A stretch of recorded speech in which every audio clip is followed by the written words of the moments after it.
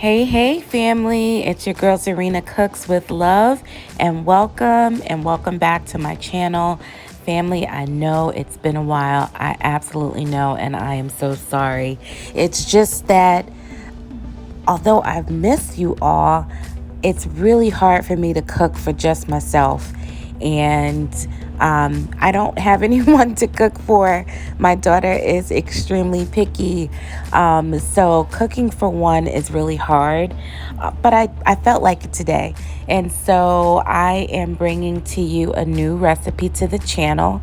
This is my pepper steak, and I was in the mood for it. I wasn't feeling well the last couple of weeks, and I don't really do red meat too often, but I felt like I needed some red meat, like my body was just craving it. So I Instacarted the groceries that I need.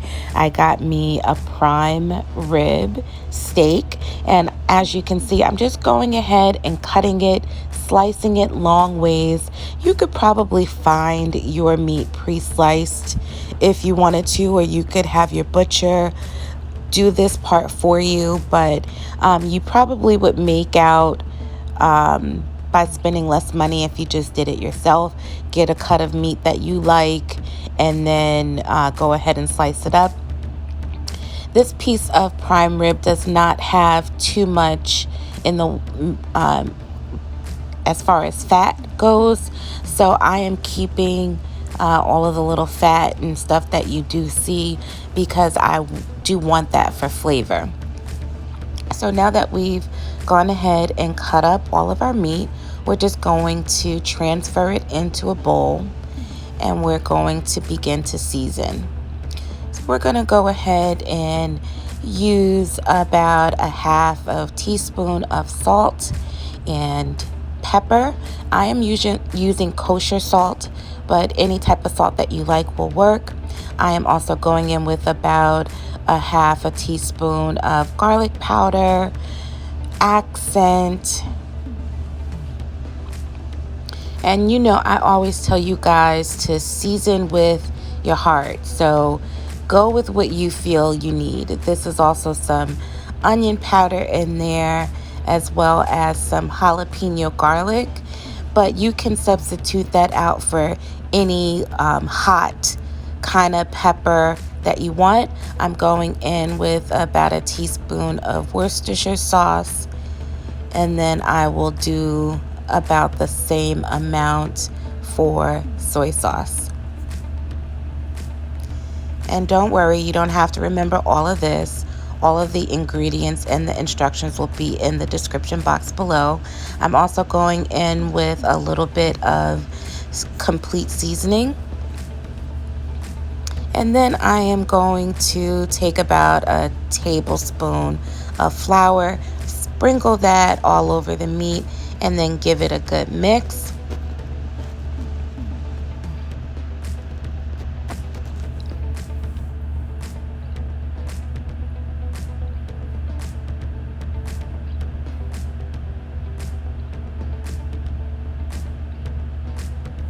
And after everything is well combined, you just want to sit that off to the side. Now you can go ahead and let this marinate for a little while, 30 minutes or so, or longer if you like. Or if you're hungry like me, you can get to cooking. So now we are going to place our meat into a hot skillet. I'm using cast iron with a little bit of olive oil. Any kind of pan will do. And basically we're going to cook this halfway through.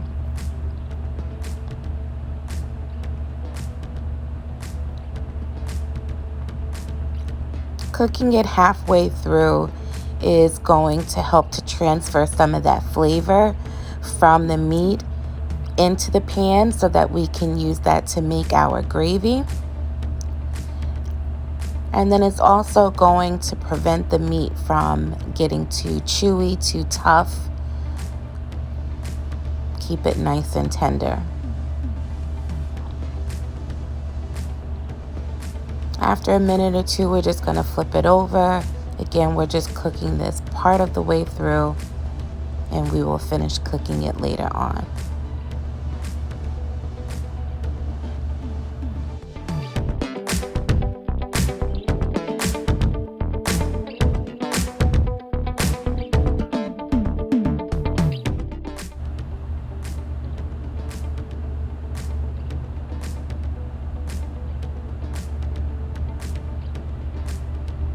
Gonna flip this over one more time, and then we're gonna remove this from the heat, transfer it right back into the bowl we took it from.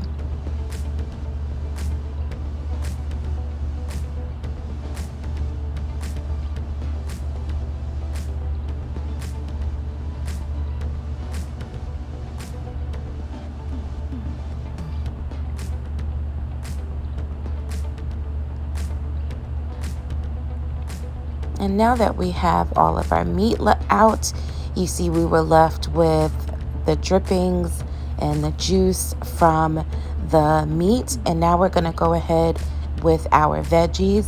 So that is about a half of a yellow onion, a half of a green bell pepper, and a half of a red bell pepper. And that's gonna just cook and sop in all of that flavor. And I'm just lightly seasoning the vegetables with a little salt and pepper, giving them a good toss so that it's getting all of the flavors from the drippings of the pan.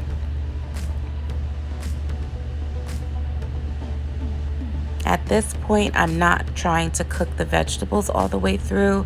I really just want them to begin to suck in some of that flavor and just let them get a little tender. Checking on them regularly because, again, we don't want them to start to get mushy. We don't want them to fall apart. We only want to cook them until they're tender.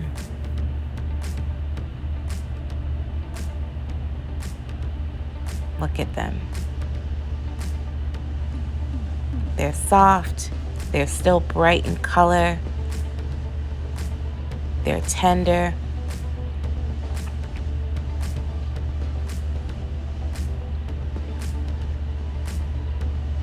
All right. Now it looks like they're ready to come out. Again, still not soggy, not mushy, still have bite to them, but they're tender. So we're going to go ahead and transfer them into the same bowl with the meat.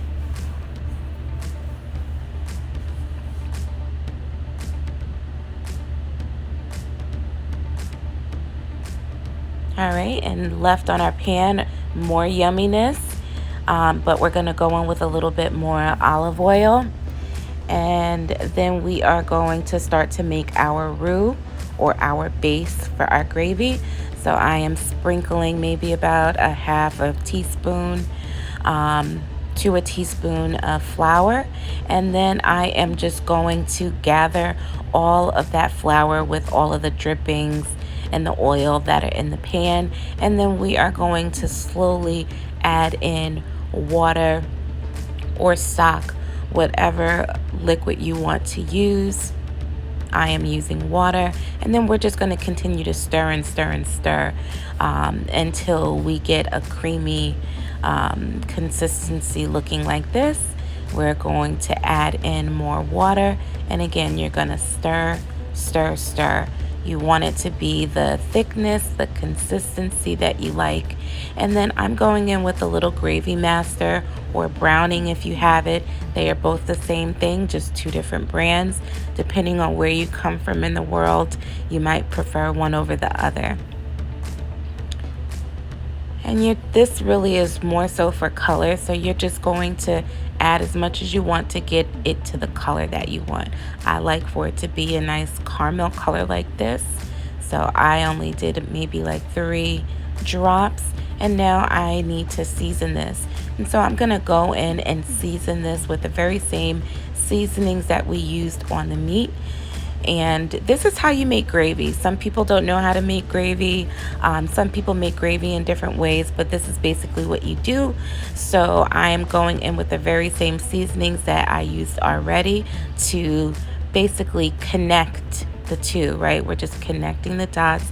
We want the same flavor profile throughout so that everything is just the taste and the flavor profile that you're looking for. Always taste as you cook. So you are going to season and then taste and see what more needs to be added until it gets the flavor that you want. And you're also going to add in more liquid as you need, because as you're cooking this, it's going to cook down and cook down, but we need this to make our gravy, so we want to have enough. So if you think you're cooking down too much, don't be afraid to add in more water. Now that it's to the consistency, the flavor, and the color that I want, I'm putting my vegetables and my meat back into the pan with the gravy.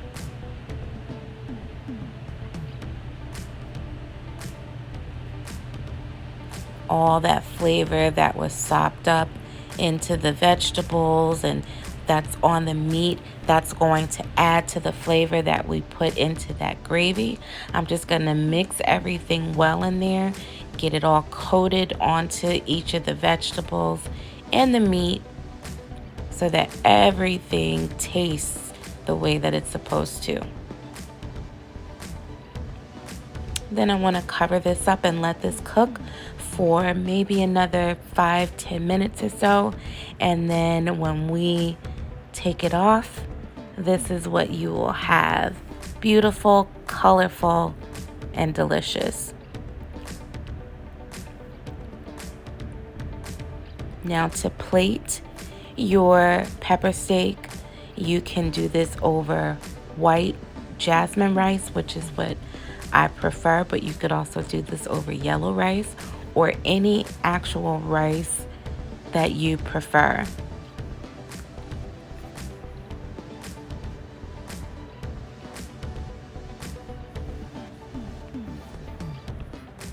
And there you have it, ladies and gentlemen.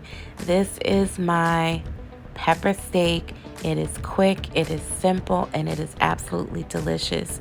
Thank you all for tuning into this video. If you haven't already, please give this video a thumbs up. Make sure you like, comment, and subscribe, and I'll see you in the next video. Bye.